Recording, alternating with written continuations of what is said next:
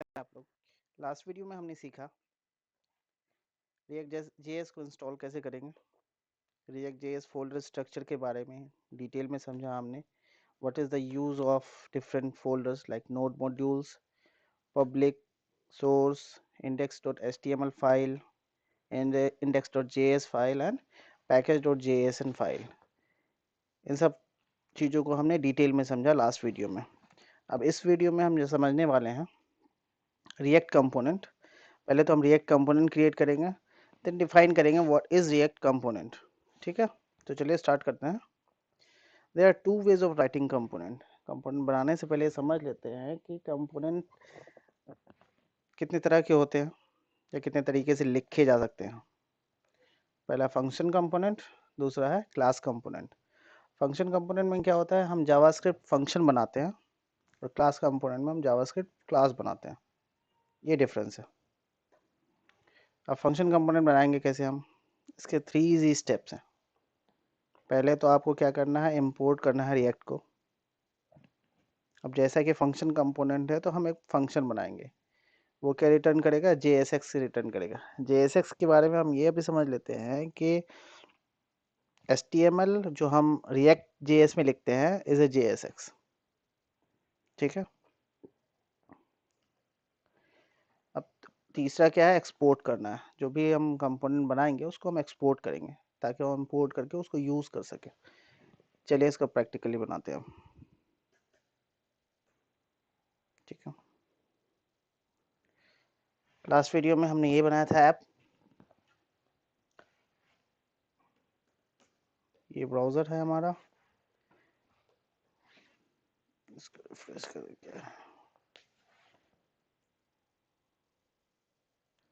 अब कंपोनेंट बनाते हैं हम। सॉरी, पब्लिक फोल्डर में नहीं बनाएंगे, हम सोर्स फोल्डर में बनाएंगे। जब भी कंपोनेंट बनाते हैं या फिर कुछ बनाएंगे हम वो सोर्स फोल्डर के अंदर बनाएंगे।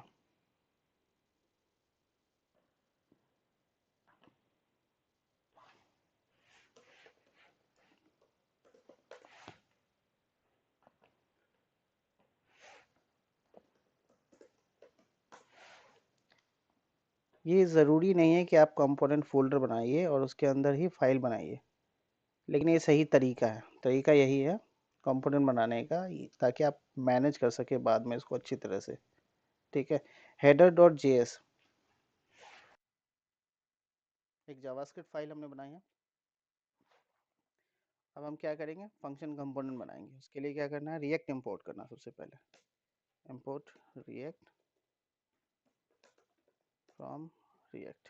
रिएक्ट लाइब्रेरी को इंपोर्ट करना है हमें। ठीक है, दूसरा स्टेप क्या है, फंक्शन क्रिएट करेंगे। जावास्क्रिप्ट फंक्शन क्रिएट करने के लिए फंक्शन लिखेंगे, हेडर लिखते हैं हम। फंक्शन बन गया, ये रिटर्न क्या करेगा, JSX।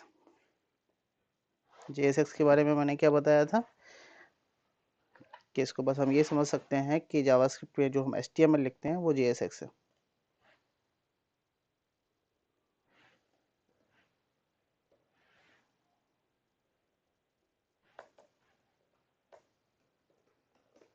Header component. ठीक है, हेडर कंपोनेंट हमने बना लिया, लेकिन ये क्या विजिबल हुआ यहाँ पे, यहाँ पे आया दिखा, ब्राउज़र पे नहीं। ब्राउज़र पे क्यों नहीं दिखा, वो इसलिए नहीं दिखा क्योंकि जैसे मैंने बताया था कि index.js में हम जो भी यहाँ लिखेंगे, ठीक है, वो यहाँ पे लिखा जाएगा। ये यहाँ पे कहाँ, किसके फाइल पे, index.html के रूट नोड पे लिखा जाएगा। ठीक है, तो अभी हमने index.js में कुछ नहीं लिखा है, तो अब जो हम कंपोनेंट बनाया हमने, उसको हम यहाँ पे यूज़ करेंगे। react.dom.render, react.dom एक फंक्शन, ये एक लाइब्रेरी देख रहे हैं आप, जिसका एक रेंडर फंक्शन है। वो क्या करता है कि आप मुझे जो भी यहाँ पे दोगे इस एरिया में, मेरा फर्स्ट पैरामीटर जो भी होगा वहाँ पे, उसको मैं राइट करूँगा दूसरी जगह पे। ठीक है, और दूसरी जगह कहाँ होगा वो आप लोकेशन बताओगे कहाँ पे होगा वो। ये document dot gate element by ID है, जावास्क्रिप्ट का फंक्शन है। रूट ये रूट है index.html में, आप एट्रीब्यूट देख रहे हो यहाँ पे आईडी, ठीक है। तो चलिए अभी हम अब हम इंडेक्स को यूज, हेडर को यूज़ यहाँ कैसे करेंगे, तो उसके लिए हमें सबसे पहले इंपोर्ट करना पड़ेगा जो हमने कंपोनेंट बनाया है। इंपोर्ट हेडर फ्रॉम, पाथ देंगे हम अपना कंपोनेंट फोल्डर के अंदर, क्या है, हेडर। बस इतना लिखने की ज़रूरत है, जेएस वेस नहीं लिखना है। अब क्या करते हैं, ये रिमूव कर देते हैं हम।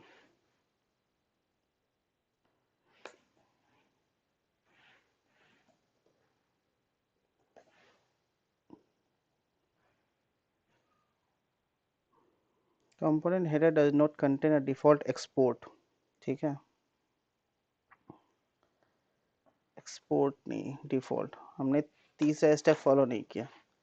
अब इससे हमें पता चल गया कि जब कंपोनेंट हम यूज़ करेंगे तो उसको एक्सपोर्ट करना ज़रूरी है। एक्सपोर्ट डिफ़ॉल्ट हेडर, ठीक है, सक्सेसफुली कंपाइल्ड।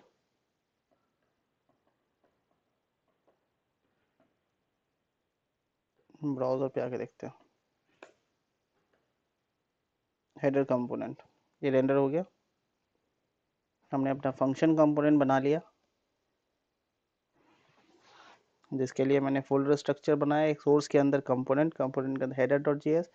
और आप जब भी कंपोनेंट बनाएंगे एक चीज़ याद रखिएगा, कंपोनेंट का नाम हमेशा कैपिटल लेटर से स्टार्ट होगा, अगर ये स्टार्ट नहीं होता तो रेंडर नहीं होगा। इस कंपोनेंट को कहाँ रेंडर करना है हमें, इंडेक्स डॉट जेएस फाइल में, क्योंकि यहीं पे हमारा कोड लिखा हुआ है रेंडर करने का,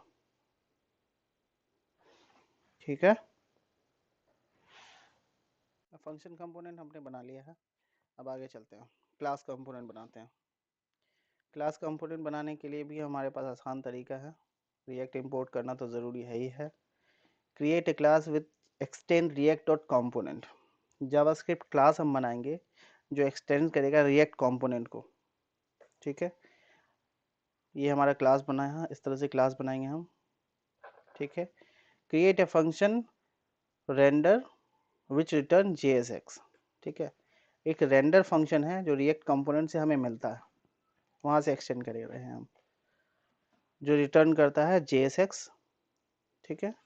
और लास्ट में हमें एक्सपोर्ट करना है ताकि हम इंपोर्ट कर सकें index.js फाइल में इसको, so that it can render in the browser।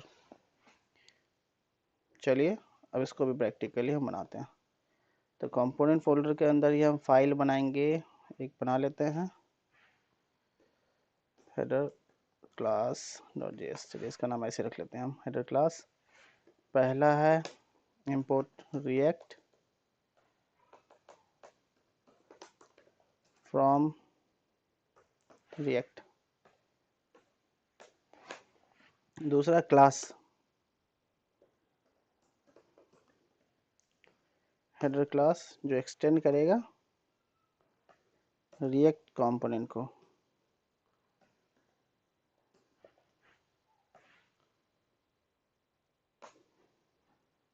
ठीक है, जिसके पास क्या है, रेंडर मेथड है जो रिटर्न करेगा JSX।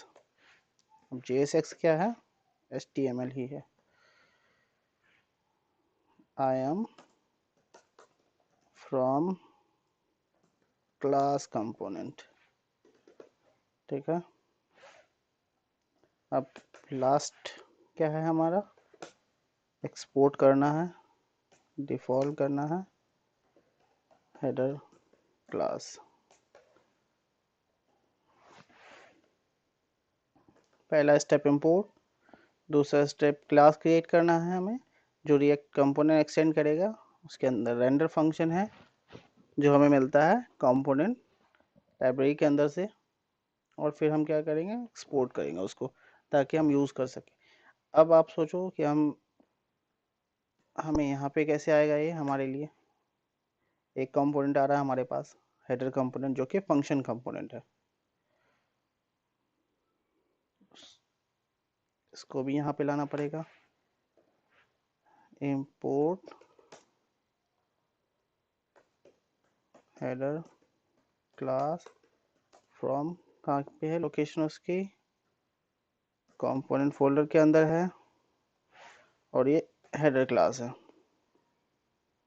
ठीक है, अब हम उसको भी बताते हैं रिएक्ट डॉम को कि आपको इस कंपोनेंट को भी रेंडर करना है जो हमने अभी बनाया, जो कि एक क्लास कंपोनेंट है।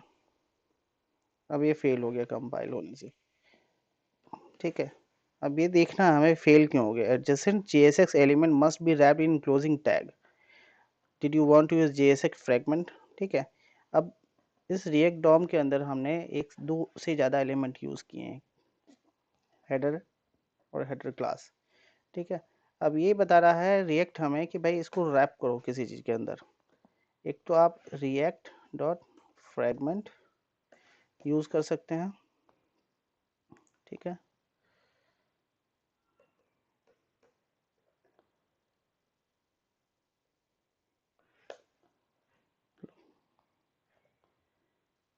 रिएक्ट फ्रेगमेंट हमने यूज़ कर लिया, उसको रैप कर दिया। जो इतने भी अगर हम more than one component list करेंगे अपने रिएक्ट डॉम के अंदर, index.js फाइल के अंदर या किसी भी कंपोनेंट के अंदर, ठीक है, तो हमें इसको रैप करना होगा किसी पेरेंट डिव या स्पैन, या फिर रिएक्ट ने हमें प्रोवाइड किया रिएक्ट डॉट फ्रेगमेंट, इसके अंदर भी कर सकते हैं। ठीक है, अब रिफ्रेश करते हैं हम इसको। Header component I am from class component, दोनों रेंडर हो गया हमारे पास।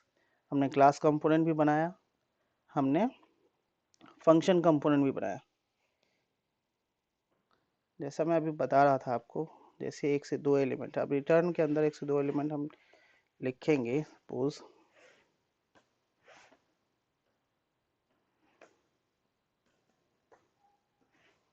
S2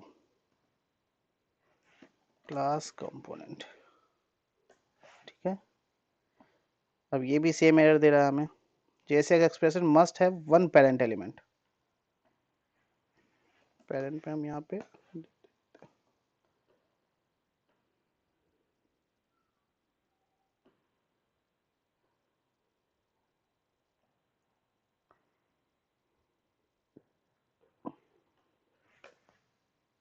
header component class component same ही कंपोनेंट के अंदर लिखा। मैंने यहाँ इसलिए डिव लिखा ताकि आपको ये कन्फ्यूज़न ना हो कि हमेशा हमें रिएक्ट डॉट फ्रेगमेंट का यूज़ ही करना है या फिर हम कुछ और भी यूज़ कर सकते हैं। ठीक है, तो हमने समझा फंक्शन कंपोनेंट रिएक्ट कंपोनेंट बना करके जो भी हम यहाँ लिखेंगे वो कहाँ रेंडर होगा हमारे पास, ब्राउज़र में। ठीक है,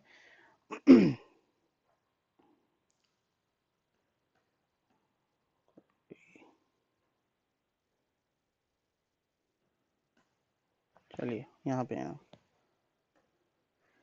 अब what is component and react, अब इसको डिफाइन करते हैं। अभी तो हमने रिएक्ट बना लिया, फंक्शन कंपोनेंट बना लिया, क्लास कंपोनेंट भी बना लिया। अब कंपोनेंट है क्या, is a reusable piece of code which return what to be render in the browser. Simple सा है, मैंने इसको बाद में एक्सप्लेन किया है क्योंकि पहले प्रैक्टिकल करने के बाद ये बताना ज़्यादा समझ में आ जाता है उसके बाद कि कंपोनेंट करता क्या। It's a reusable piece of code, ये है हमारा पीस ऑफ कोड। ठीक है, दूसरा क्या कहता है, which return what to be render in the browser, ये रिटर्न कर रहा है what to be render in the browser, जो भी रेंडर होना है वो ये रिटर्न करता है कंपोनेंट। ठीक है, इतना समझ में आ गया। अब नेक्स्ट हम क्या करेंगे, in next video we will learn JSX। अभी मैं JSX बार बार बोल रहा था कि JSX को आप HTML समझो। नेक्स्ट वीडियो हम डिटेल में मैं एक्सप्लेन करूंगा आपको कि JSX क्या है। ठीक है, तब तक के लिए कंटिन्यू करते रहिए स्टडी। ठीक है, लाइक एंड सब्सक्राइब ज़रूर करिए। Thank you.